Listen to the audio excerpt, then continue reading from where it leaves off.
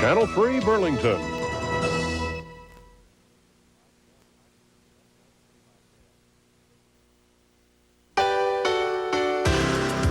Hi, I'm Connie Chung. Tonight on Eye to Eye. I get the feeling you don't like the fact that we're roaming around here in the middle of the night. It was the apartment house from hell. Bodies was coming out of the windows. Until a private army did what the cops couldn't do. Is this bulletproof glass? But are the residents safe or sorry? I feel like it is San Quentin. Truthfully, would you want to live here? No. I would never put myself in a situation where I'd have to live here. Men beating up pregnant women is now responsible for more birth defects than all other causes combined. True? Can you believe all those stories about how bad things are for women? Completely false. Christina Summers says, don't believe them. All it is gender propaganda. Bernard Goldberg meets a woman who has feminists furious, and you'll see why. Women are not helped by lies. Pick a card, any card. It really doesn't matter. You lose. You should be very happy because I didn't take your money. The world's sleight of hand master goes eye to eye with Edie Magnus. Some people might even call it a confidence game. Meet Ricky Jay, but watch out. Do you think that it is human nature to enjoy being fooled? Those stories, a family secret that triggers a son's race against time, and more tonight on Eye to Eye.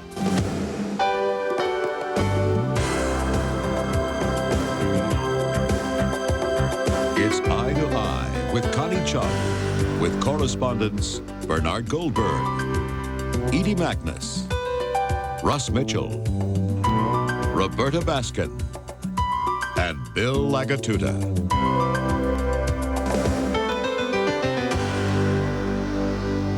Good evening. Everybody wants to fight crime, but how much would you be willing to give up to protect your family? Would you trade your personal liberty for your personal safety? That's the trade-off people in one apartment complex in San Francisco are already facing. A trade-off that could be the wave of the future.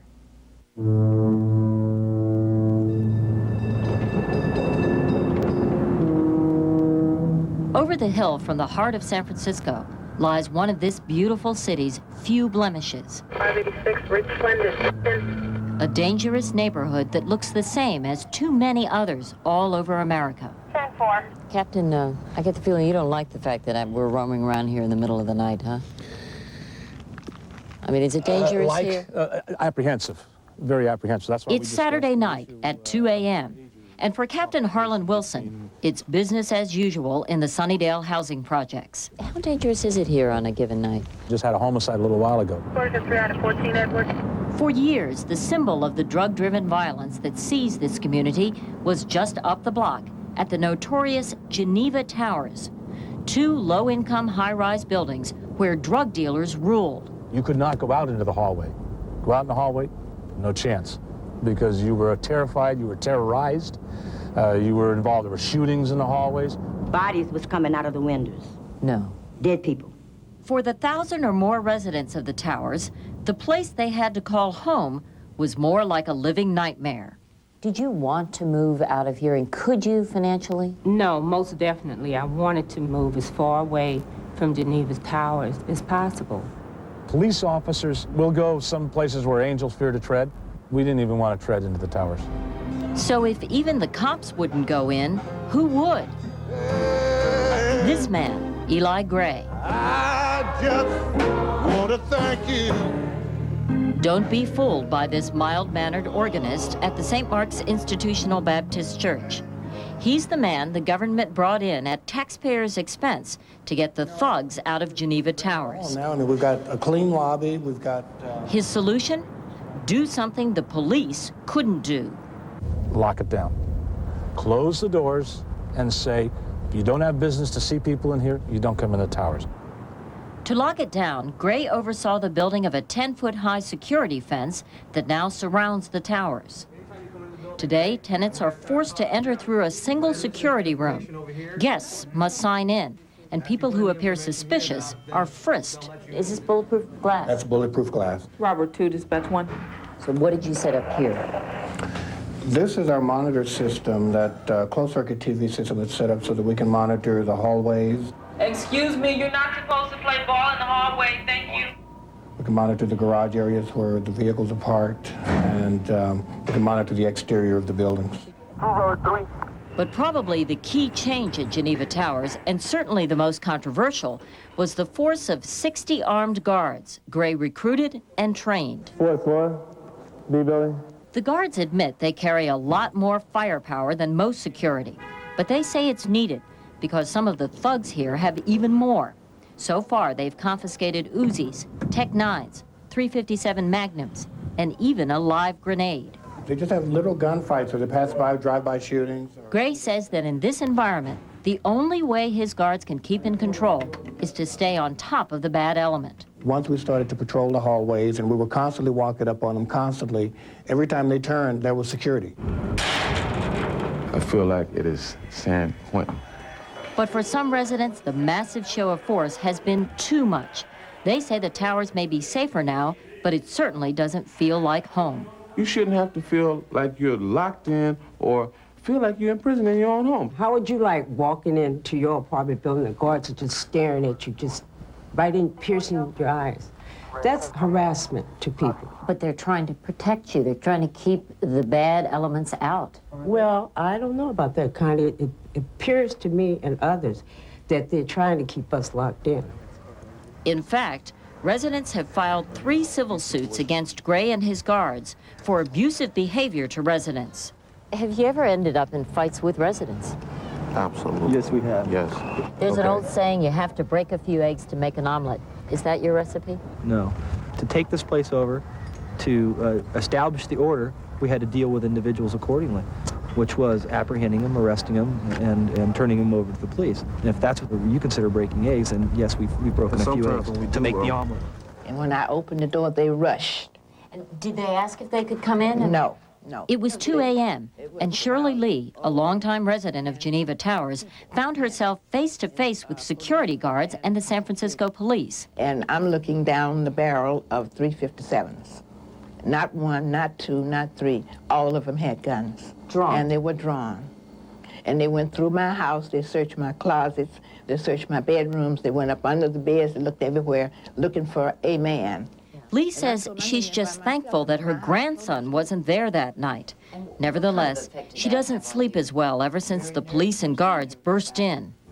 I wouldn't say we burst in. Gray says his men were chasing a robbery suspect who was seen on the surveillance monitors outside Lee's door. If I were that individual, I would probably find it easier to sleep at night knowing that someone is out there looking out for my welfare. Yes, sorry, this is Eli, security at Geneva Towers.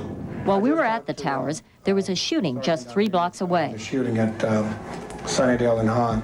In the old days, the suspects might have come here. But today, Gray and his guards made sure they stayed away. The guys are dispersed. They're gone.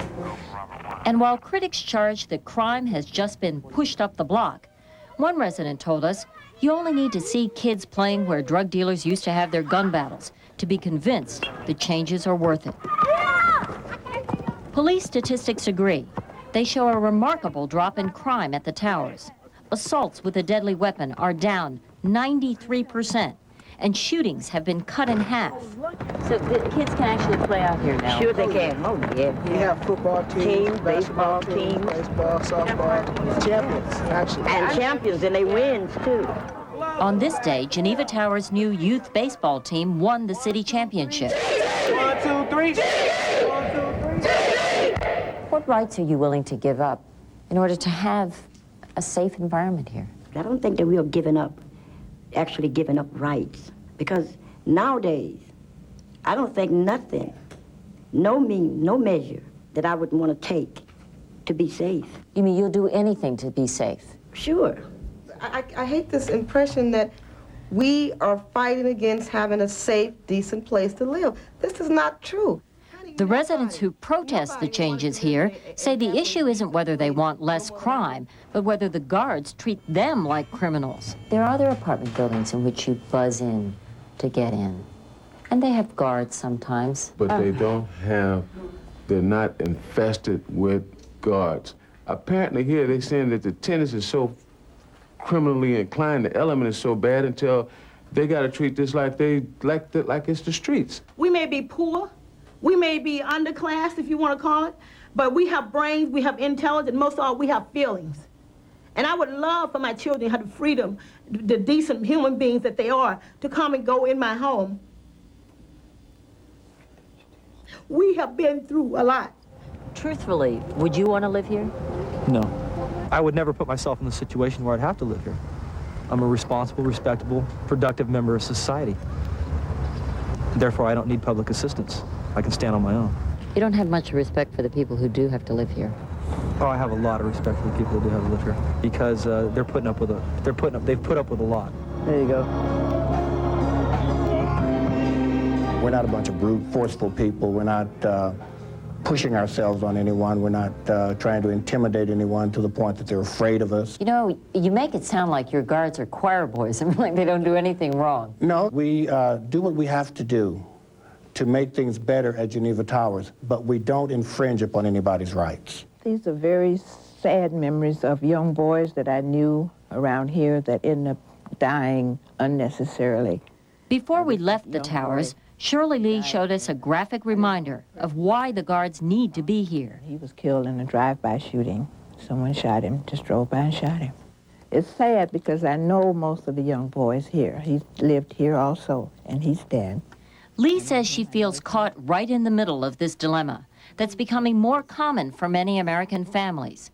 Either she lives with armed drug dealers or armed police and security, like the ones who burst into her home. That's a question I've been asking myself ever since that happened to me. Should I feel lucky or should I feel unlucky about what happened to me? At that time, I did not feel lucky. I felt bad. Does it seem right to you that you have to live in an ultra-secure apartment? That's the price I have to pay for being low income and not having the means to live somewhere that is secure where I don't have to have guards walking around. You think these days are over? Hopefully. I hope they are. I hope they are.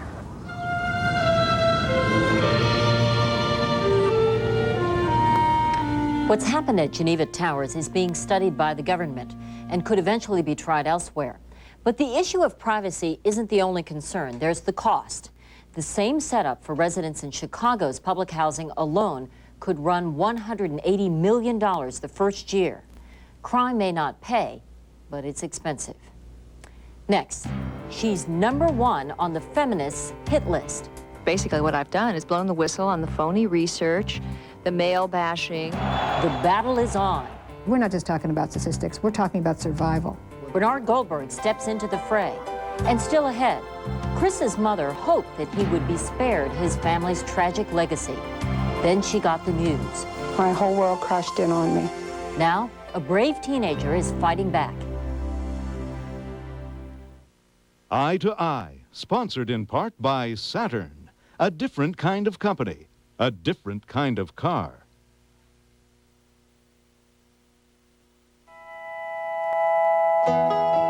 They came from Alaska and North Dakota,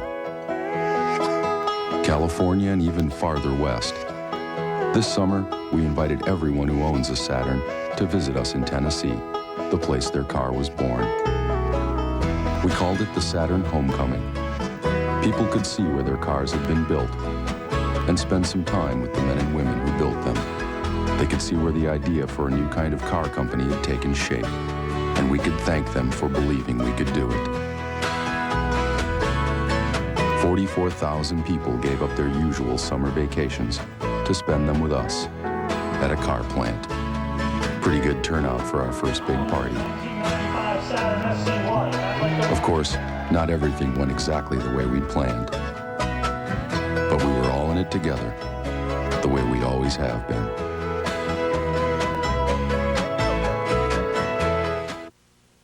When do you use Thompson's? Every year since 1981. Every fall for 5 years. Without Thompson's, water invisibly weakens surfaces. Suddenly, you've got damage. 10 years. And we never replaced a single board. Thompson's Water Seal Waterproofer, the seal of success. Eureka, computer design, Bravo Boss, 9 full amps, WorldVac Mega Boss, 12 amps, the highest available power, tools on board, above floor cleaning, at prices that will blow you away. The next generation of Boss from Eureka. Now, at the Olive Garden, come try our new Capellini and Chicken Siciliano meal for only $7.95. Baskets of fresh baked breadsticks, unlimited garden fresh salad, and our new mouth-watering Capellini Pomodoro with fresh Roma tomatoes, extra virgin olive oil, and fresh basil, plus our new zesty grilled chicken Siciliano. Freshissimo! All this for a short time only for just $7.95. Right now! Only at the Olive Garden. Remember summer mornings? And blueberries so sweet you want to put them in a box and enjoy them all year long? That's the taste captured in new Blueberry Morning cereal. A cereal with real whole blueberries, ripened by the summer sun. But more than just blueberries, it's the most delightful mix of light, crispy flakes, golden oat clusters, and almonds you've ever tasted. It's all there. Taste new Post Blueberry Morning Cereal. A little taste of summer. You see this? It may look like a book, but it's more like a time bomb. And when it exploded into print, it ignited a firestorm among women. The author of Who Stole Feminism? How Women Have Betrayed Women has been called the biggest traitor since Benedict Arnold.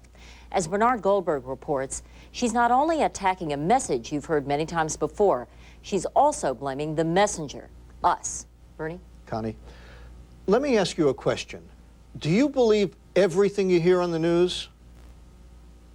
I'm afraid you're right. If you live in America, you can't escape it. All that news about how bad things are for women. It's in the newspapers all the time, and it's on TV. Listen to this shocking statement from Patricia Ireland, the president of the National Organization for Women. In fact, battery of pregnant women is the #1 cause of birth defects in this country. And maybe you caught the Ann Landers column about how 150,000 American women die each year by starving themselves, victims of anorexia and bulimia, and of a society that forces women to be thin or be rejected. And then there's Super Bowl Sunday. Feminists in California told us, in these words, there is significant anecdotal evidence that Super Bowl Sunday is the biggest day of the year for domestic violence against women. Newspapers around the country picked up the story. So did elected officials. Listen to Los Angeles District Attorney Gil Garcetti. All I know is the statistics are there. On Super Bowl day, there is a spike. Domestic violence goes up tremendously. Is it because of the drinking, of the aggressiveness? I don't know. I don't care. All I know is it's a fact and we want to stop it. It's outrageous that battering is the #1 cause of birth defects in America, that so many women are dying because they think they have to look thin for men, that on Super Bowl Sunday, men go wild and beat up their wives in record numbers. It's outrageous, all right, because it's not true. Even though you've read those stories in the newspapers and seen them on TV, they're bogus. All those facts, it turns out, are really fiction. Professor Summers joins us. Christina Hoff Summers is Christina Hoff Summers is a professor at Clark University in Massachusetts and the author of a new book, Who Stole Feminism? That's basically what I've done, is blown the whistle on the phony research, the male bashing. She says radical feminists are fighting a gender war. All it is gender propaganda. We will fight back! And what better way to get recruits? Phony numbers that make it look as though women are under siege in an oppressive, male-dominated America. Right now, we are in the grip of a kind of paranoia about masculinity. Many women on the more extreme wing of the feminist movement are getting their way. They're convincing a large number of people that maleness and masculinity are synonymous with violence, cruelty, and savagery. Well, this is a form of gender bigotry. There are some men that are batterers. There are some men who starve women to death, I suppose, but to make that into the norm And to act as though that's the typical American male, this kind of monstrous predator, seems to me to be very unfortunate. But what's amazing is that no one's questioning it. But what about that interview with Patricia Ireland? Listen again to what she said about men beating up pregnant women. Battery of pregnant women is the #1 cause of birth defects in this country. Time magazine ran the story and quoted a March of Dimes study as its source. The Boston Globe ran the story, so did the Chicago Tribune, and so did a lot of other newspapers. Men beating up pregnant women is now responsible for more birth defects than all other causes combined. Completely false. It was in Time magazine. Senators' offices were calling, governors. Everyone wanted the study. It doesn't exist. She's right. The March of Dimes says there is no study. None.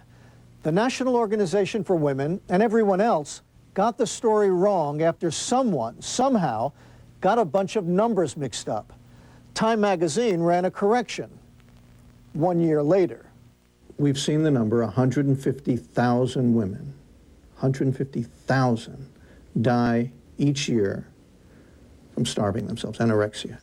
The correct figure is, according to the Center for Vital Statistics, is fewer than 100. In 1991, the figure was 54. It wasn't just Ann Landers. Newspapers all over the country ran the phony statistic. How could it happen? Here's how. The American Anorexia and Bulimia Association has estimated that 150,000 women suffer from the disease. Suffer, not die. But a feminist scholar at Cornell wrote a book, and suffer somehow became dead. Gloria Steinem also wrote a book, and she also got it wrong. Another feminist, Naomi Wolf, wrote The Beauty Myth, and she also said 150,000 women were dying each year by starving themselves because of men. Her publisher took the bogus number out of later editions of the book.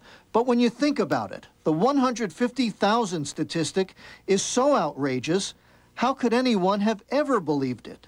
It's 3,000 women a week, they're claiming, are falling. If this were true, and the other thing is that the young women most prone to anorexia are upper middle class, overachieving white girls. So in places they congregate, like Wellesley College, at Wellesley College graduation, you would need to have ambulances on hand the way you do at major sports events.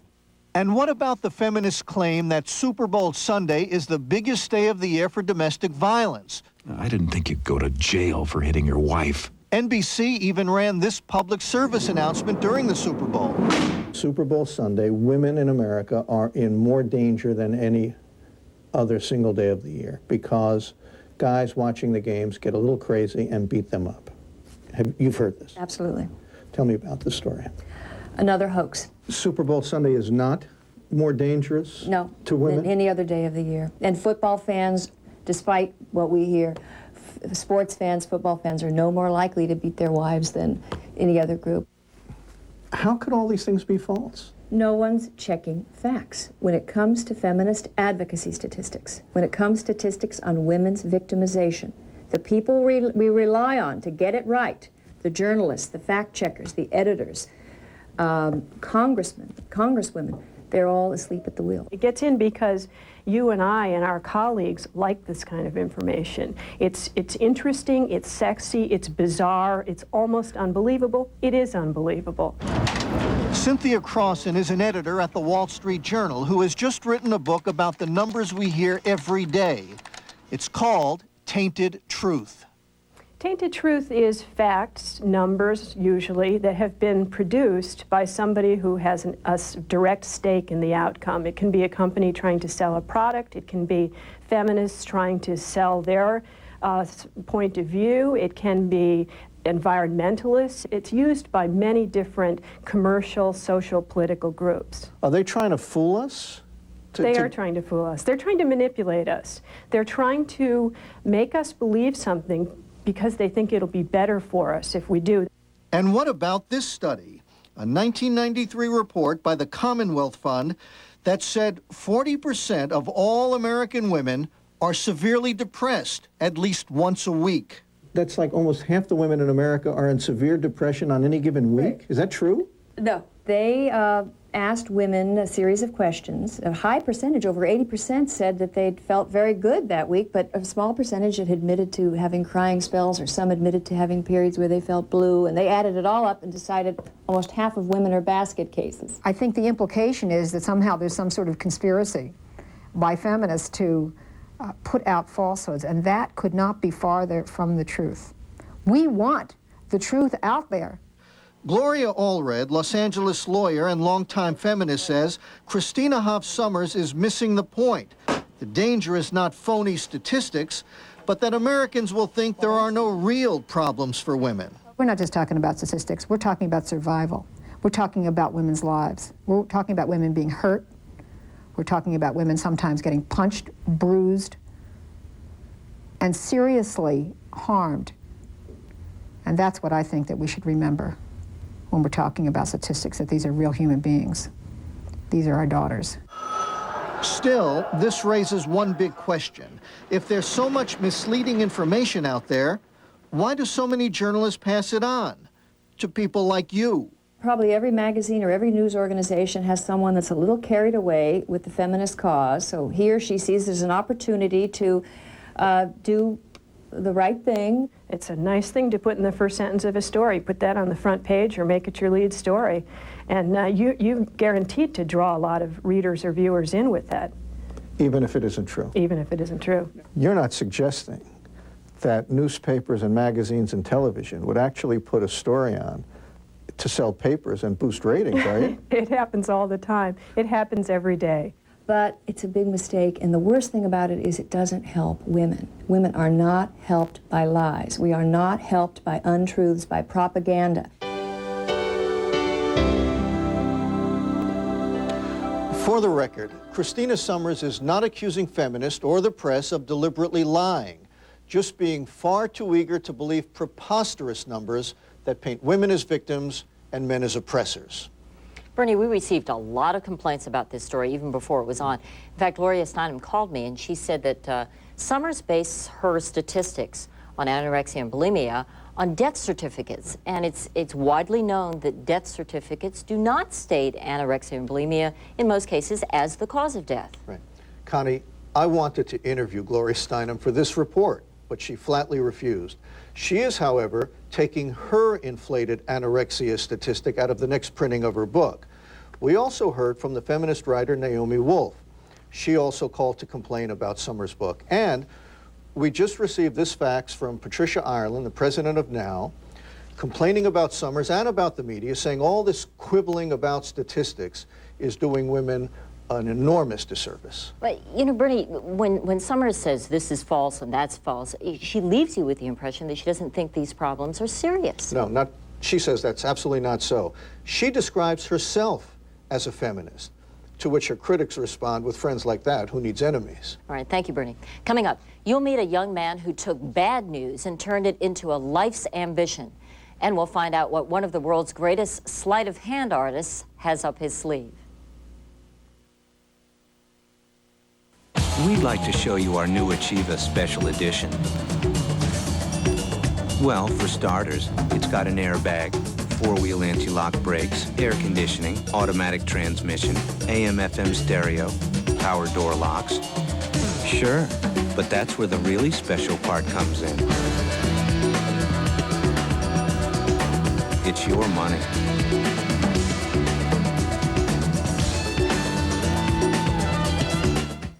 Remember when Sprint's fiber optic network just meant a great phone call? That was a pin? Today you'll find that same Sprint clarity and high-speed data transmission, worldwide video conferencing, voice-activated calling.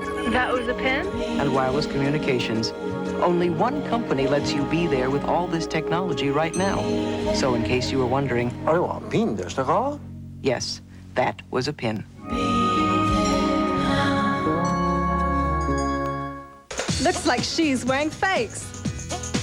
But it's not. It's Falsies mascara. I'm too sexy for my shirt. So sexy, it hurts. The lash is so big, your every one lash looks like 3. I'm too sexy for my head. What you think about that? Lash is so big, you'll swear it's fake. But it's Falsies mascara from Ultima 2.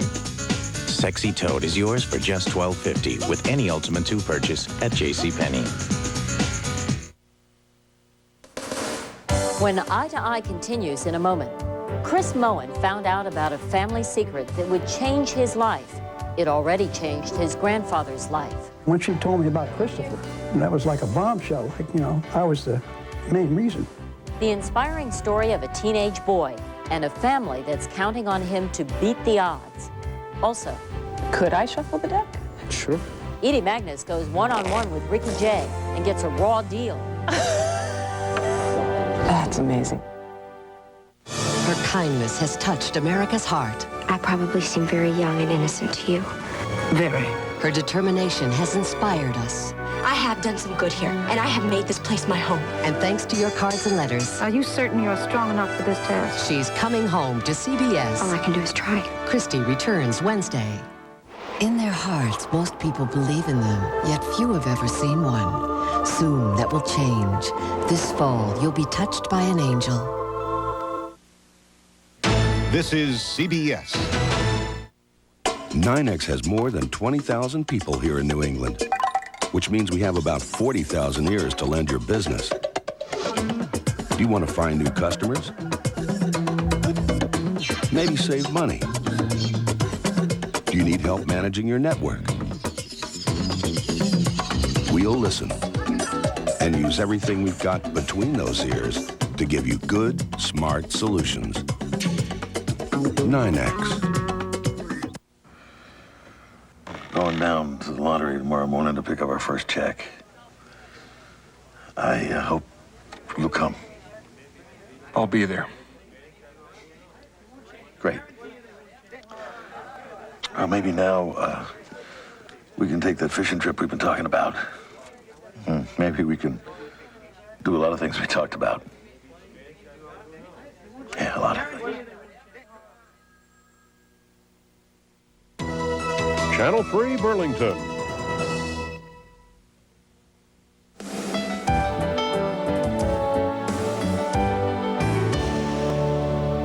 Every once in a while you hear about people who give you a shot of courage, not just because they won't give up, but because adversity drives them to greater heights.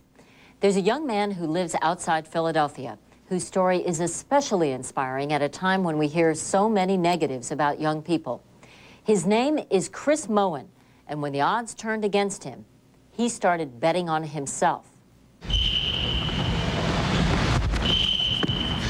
I have looked at life in a different perspective. I enjoy life a lot more. I want to get things done as soon as possible. Come on. Chris Moen looks like an all-American 17-year-old high school senior who's got it all. Hi, this is my girlfriend, Laurie. Hi. Straight-A student, class president. We can put tariffs on them. Wrestling team.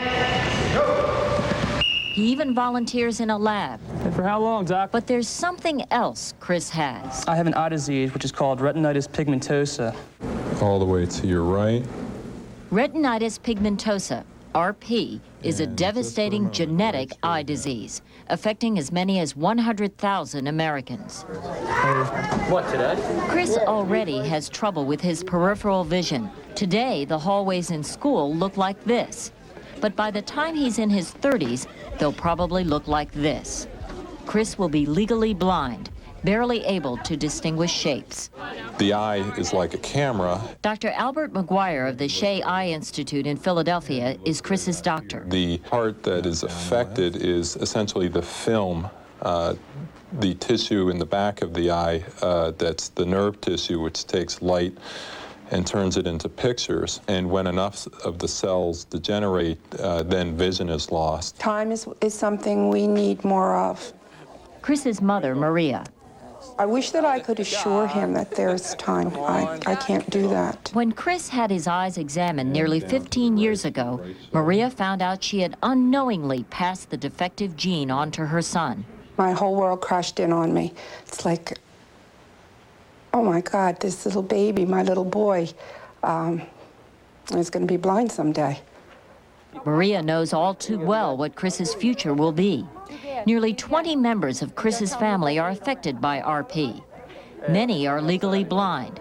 Others, like Maria, are spared the symptoms, but carry the disease. Way back in the back of your mind or deep in your heart, you know that your son has an inherited disease. And it is because of you, you've passed this gene on. A lot of families deny the fact that they have RP or that relatives have RP instead of accepting that. I wanted to go to my parents and tell them because I wanted to share it with somebody. And then I just made up my mind that I would tell no one. Maria kept the secret because her father, Chris's grandfather, Ed Colello, is nearly blind because of the disease. We never told my grandfather for about 15 years that I was affected by RP. We were afraid that he would feel that he was responsible, that he would feel at fault. When she told me about Christopher, that was like a bombshell. Like, you know, I was the main reason that he's afflicted. And I don't want to get too emotional about it, but it did affect me. And I felt surely responsible. I never blamed anyone for this disease. I want to have fun while I can and do everything that I want to do, just in case there is no cure found in my lifetime and just in case I run out of time eventually. But that's not always easy. Chris was forced to give up his greatest love, playing running back for the school football team. And baseball is also a thing of the past. At times I have the urge to just jump in my car and drive away at night because sometimes I do feel cheated. So did the whole family until one night last year when the Mohens reluctantly went to a meeting held by the RP Foundation. It was a moment of awakening.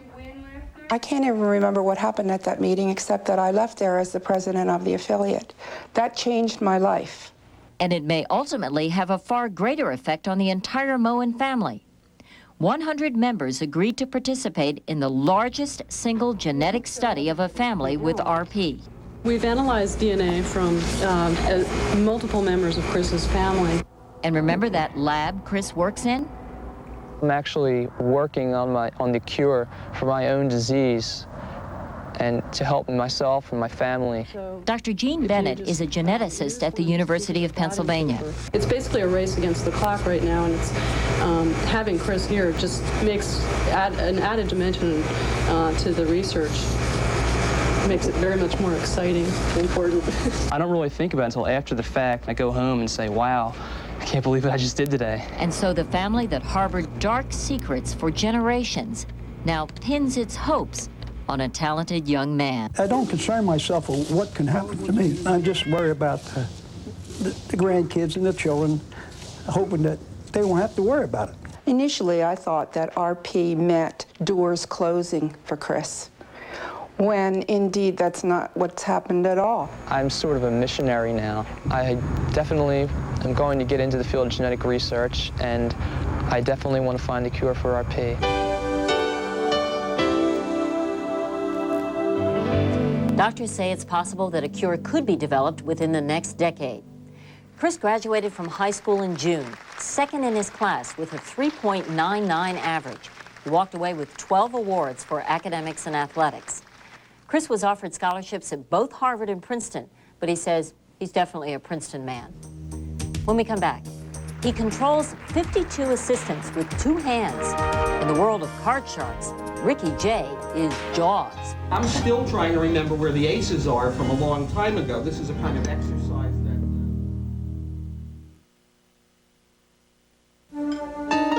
that... Your doctor said, what?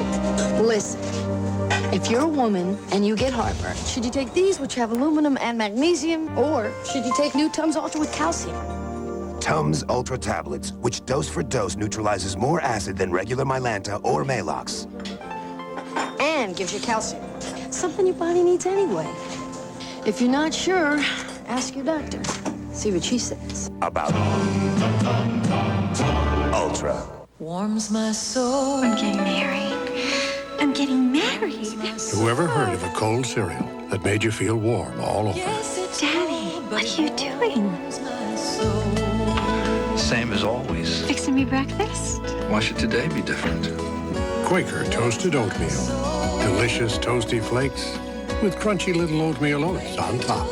Quaker toasted oatmeal. Yes, it's cold, but it warms my soul. gingerbread molding, colonial columns, a stained glass window, a white picket fence. Owning your own home is still a big piece of the American dream. One of America's most innovative real estate networks can help you put the pieces together, no matter which door you want to enter, which window you want to look out of. Peace of mind. It comes with every piece of the rock. We topped the ultimate test of a household cleaner with the works. 409 Glass and Surface Cleaner cuts grease and cleans glass. Even grease on glass without streaking. 409 Glass and Surface Cleaner. It cuts the grease. It cleans the glass. I'm the Kodak Fun Saver camera. Watch out, world, here I come. A film and camera all in one. Your vacation will look sensational. The Kodak Fun Saver camera, yeah. Here to save the day. See ya. Tonight, Dave's flying high with nervous guy Richard Lewis. Tall troops, Plus Joe Cocker. Hey, America, we got us a flying burrito. A baseball strike could end more than a dream season. It fouls the chances of players like this first baseman of the future. If he can't make the winning plays, he won't make the big bucks. No play, no pay. He may be baseball's future, but does baseball have one? Eye on America tomorrow on the CBS Evening News. He's been called a phenomenon, one of the world's greatest sleight of hand artists. Ricky Jay is just a guy with a deck of cards, a guy you never want to sit across from at poker. But our Edie Magnus did. Edie? Connie, this much we can say with confidence. Ricky Jay is playing with a full deck. But to say Ricky Jay plays cards is a little bit like saying Baryshnikov dances. That doesn't begin to capture the magic. Showtime, circus time. See the magician, the fireman, appellator, the girl with the yellow elastic tissue, the electrode lady. You read about it in your leading periodicals. You read about it in the National Enquirer. Showtime, circus time, let's go be going. They're all on the inside. They're on the inside. Welcome inside the world of Ricky Jay. Once a pitchman for a carnival sideshow, he's again beckoning us to witness wonders, this time his own. My cards didn't come from the top, they came from the bottom. This is cheating. And the only thing better than being in the audience is being an audience of one, with a master of sleight of hand and his 52 assistants. Now, that's amazing. Would you have been able to do that if I had shuffled the deck, for instance? I guess we'll never know. Could I shuffle the deck? Sure. Okay. I'm going to try not to alter the cards as you've used them.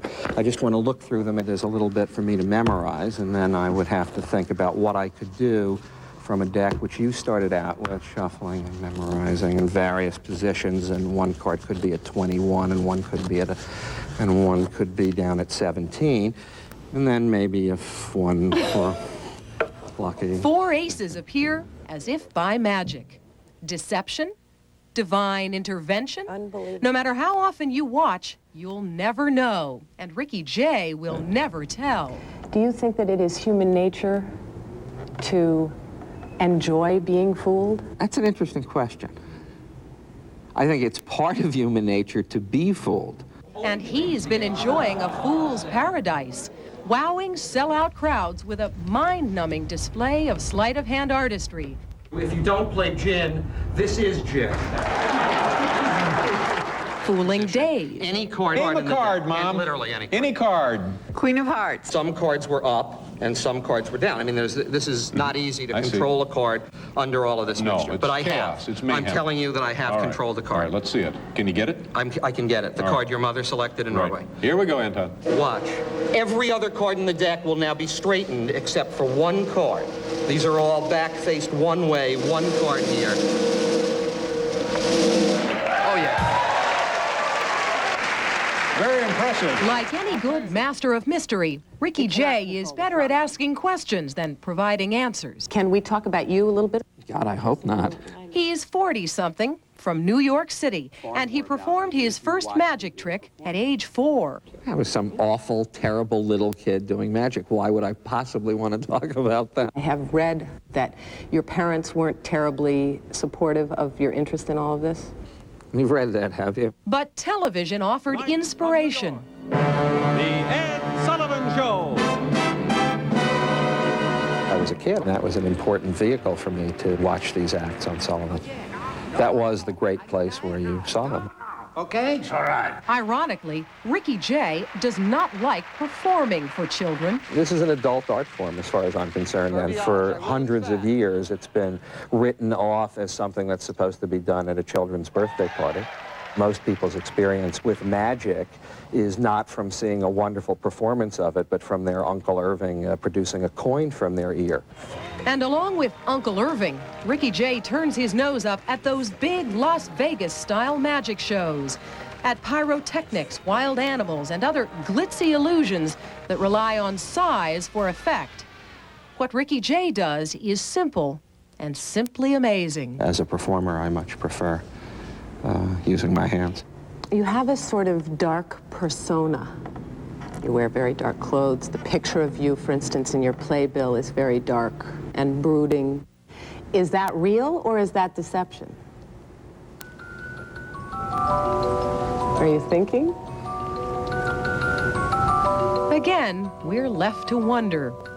If you want to see into his soul, you have to look back to what moves him the most, magic's past. A rich history he's now commemorating in a periodical called Jay's Journal of Anomalies. It's a personal tribute to the conjurers, con artists, and other eccentric entertainers who have fooled audiences for love or money through the centuries. Like William Bright, who was a fascinating figure. He was supposed to be the largest man in Europe at the time. He weighed more than 600 pounds. People bet a rather large sum of money that 5 grown men of the age of 21 could fit in his waistcoat. The bet was decided when 7 men fit in his waistcoat without straining a stitch or breaking a button. Ricky Jay has earned his own place in the annals of peculiar performances. In addition to making cards appear and disappear, he learned to throw them fast and long distances. During the show, you decapitate a duck. I think probably for the animal lovers amongst your audience, you might mention that the duck is made of plastic. All right, yes, the duck is made of plastic. Ricky Jay once held the world record for throwing a playing card 135 feet at a speed of more than 90 miles an hour, a feat that had its purpose in his early years. When you were working in bars, for instance. I did use cards as a deterrent to fights. On a number of occasions, I saw a guy ready to punch somebody else, and I threw a card and hit them with the card, and as their fist was up, they, of course, dropped their fist to see what was happening, and no punch was thrown. It's a proud moment. Because I won that money from you, baby. Be it a bar or the back of a pool hall, Ricky Jay is no stranger to dark and smoky rooms. That's where most audiences saw him last, in House of Games, the dark 1987 thriller about an elaborate con game in which he both collaborated and starred. She's looking to see if you... Oh, if I play with my ring. And that's called a tell. A tell. That's absolutely right. Poker players might have mannerisms which allow a really astute observer to learn something about the nature of the cards held by that person. He's bluffing.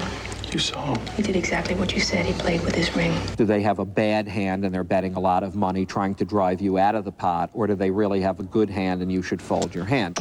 I think you're bluffing. I didn't ask what you think. Raise, call, or fold. We decided to up the ante in person. I'm ready. All right. This was a game that was sometimes played in a pool hall with a sash cord that's been fastened so that it's circular. If you were to put your finger here, let me lift this cord for a second, you can see that indeed your finger would be within that loop. Right. And you would win. Right. All right. And this looks exactly the same on the other side, but put your finger here, and you'll see that clearly you have lost. Oh, right? that's Your finger interesting. is not within the rope. Right. So it's a 50-50 proposition, but I'm going to pay you 10-to-1 odds. That's how sure I am of winning. I have a lot of confidence in this game. Some people might even call it a confidence game. So right now, we're going to do this for real. All right. And I'm going to say to you, put your finger either here or here, and I'm going to pull the cord from this spot, and I will win. And I win because I'm a very good judge of character. Let me try it once more. You knew I was going to do that? Once again, the choice is yours. You can either try to confuse me by going to this side or go back to this side. Would you choose now? Your watch has Roman numerals, not Arabic, and that's why I'm a very good judge of character. You lose. Let me try this one more time. Your choice.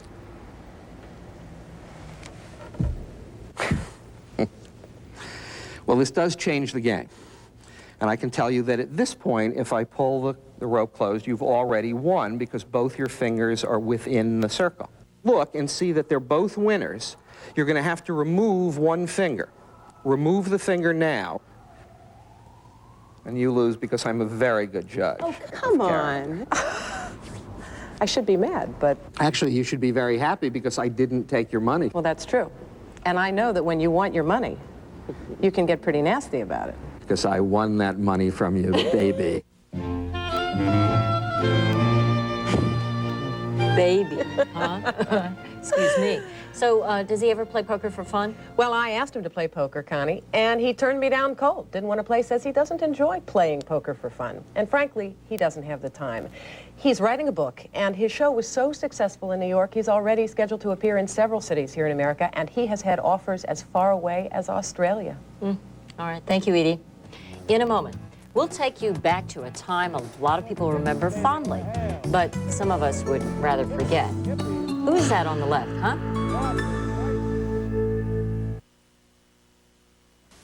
Some deep down greasy stains are just too scary for washing in detergents alone. But here's a stain remover that won't run from really tough stains. It's Shout Concentrated Gel with a built-in brush. The powerful concentrated gel works deep down into fibers to lift out tough stains from grass to grease. Want a tough stain out? Shout it out with Shout Gel from SC Johnson Wax. Fruit and Fiber has a great new taste, and we just can't keep it under wraps. I got a great new taste. Now with crispy multigrain flakes. I got a great new taste. More raisins, more walnuts, more dates. Got a lot of great new taste. And oat clusters with a touch of brown sugar. Oh yeah, I got a great new taste. A new taste so delicious, it shows. The new Post Fruit and Fiber cereal. It's fruit and fiber. And a great new taste. Now, one pain reliever does more for arthritis sufferers than all others. Motrin IB. I like the fact that Motrin IB works fast and right where my arthritis hurts. Tylenol can't do that. I trust Motrin IB because I know how long doctors have been recommending it. Motrin IB is much gentler on my stomach than aspirin. It's also sodium-free. The fast cap package opens just like that. Motrin IB. For arthritis sufferers, it all adds up to a better pain reliever. Oh, it's so cute. Excuse me. Could you take a picture of us with photo over there? If you take off to the Italian town of Todi, but your camera just takes off, Where'd they go? you better have Visa Gold, because there's not a camera store there that takes American Express. There's a great shot. Visa Gold, it's everywhere you want to be. Hotel Malibu. What if somebody died? It's Melrose Place. I'm losing the hotel. With a brain and a heart. Imagine the TV movies. Check into Hotel Malibu. Next. Something strange is happening at the precinct. I believe another officer may be involved. Something deadly. You're crossing the line, lady. Something Detective Rose Phillips can never forget. Frank? Fridays this fall. Frank! Everyone is under suspicion. Of course I was at Woodstock, weren't you? Yeah, all right, so I wasn't. But one thing's probably true. In August of 1969, we all had more hair than we do now. This is you-know-who around that time. See what I mean about hair? But then again, some of us haven't changed that much. Dan Rather, CBS News, with the presidential party in San Clemente, California. This weekend, everyone gets a second chance to be at Woodstock.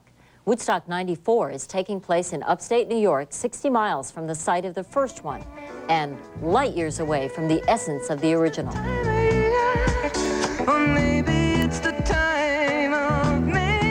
Woodstock was the real flower of the middle-class counterculture. Peace and love in practice, not just theory.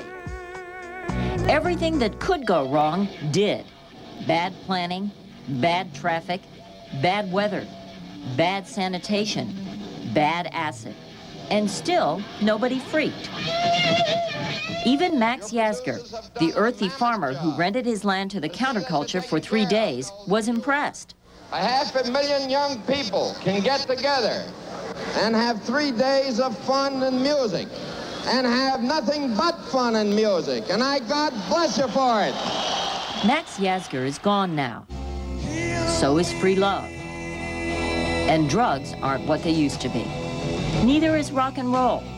The Who's rock opera, Tommy, Listening to you, rocket music, WCAX you, is a Broadway musical. And of course, baby boomers aren't what they used to be either, as this Pepsi commercial noticed. Think I'll go skinny dipping again? I hope not. It's easy to think of Woodstock 69 as the good old days, but it was conceived as a money-making project. The organizers just weren't very good at it. It's a free concert from now on. Michael Lang was one of the festival's promoters then, and he's one now. But he's not living in the past. Think of this as a completely separate and different show and different experience. This time, the planning has been meticulous. Let's put it this way. We are looking at the largest gathering of porta potties in the history of the world. It's a different time, it's a different era. Festival historian Duke Devlin is what 1969 looks like 25 years later. He came to Woodstock back then and never left. But he's not lost in the past either. This is a new thing. We had ours. This isn't an oldie show. In 1969, Woodstock was a way to distinguish yourself from your parents. In 1994, it may serve the opposite purpose. It may give today's kids a chance to be more like their parents. My generation hears the word Woodstock, and this new generation hears the word. They connect it automatically with love and peace, and I think that the kids today have a hunger for that. They want to know how to do it. And this is the place I think they'll kick it off. That's heavy. We'll be right back. When their last boy moved out, the Hansons looked forward to the American dream. Make love on the living room floor. What they got was a nightmare. I lost my job. She kicked me out of the house. I want to move back in. I need a place to stay. Hi, Dad. This fall, Hal Linden and Suzanne Plachette head the new American Family. Honey, Nikki threw up in the pool. The boys are back this fall on CBS. This is CBS. After all the hype, when is this information superhighway gonna turn real? No one's gonna come cut a ribbon in front of your house and say, "Congratulations, the highway is here." Some of us get newspapers on computers right now. Some of us get pictures over phone lines right now. Hundreds of schools and businesses have 9x two-way video right now. If you've ever used a cash machine, your money is taking a trip on the information superhighway. If you've ever used email or even bought a lotto ticket, you've already been to the future. You know, technology's always changing, always has. Every day, 9X is putting a little more of the world at our fingertips. And that's as much technology as most of us need to know. I'm Mary Alice Williams, and that's 9X right now. Channel 3 Burlington. Here's a look at next week's Eye to Eye. My first thought was that I'd been shot in the back because I was paralyzed and bleeding. She was hit by a killer who comes out every summer. Did you think she was going to die? Are you afraid of lightning? You should be. It strikes somewhere every second. And there will be no race mixing while I'm the governor of your state. He blocked integration until he blocked a bullet. Bernard Goldberg reports George Wallace is fighting one last battle for your vote. You said you've been wrong. What have you been wrong about? Thank you for joining us tonight. We'll see Eye to Eye again next Thursday at 9, 8 Central. Good night, everybody.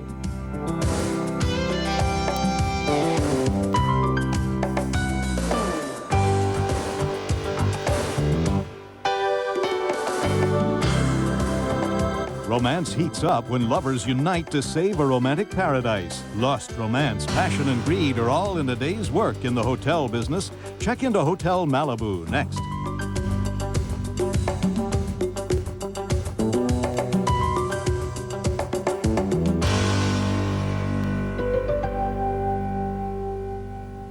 For a transcript of this program, send $6 to Eye Transcripts, Box 7, Livingston, New Jersey, 07039, or call 1-800-777-TEXT.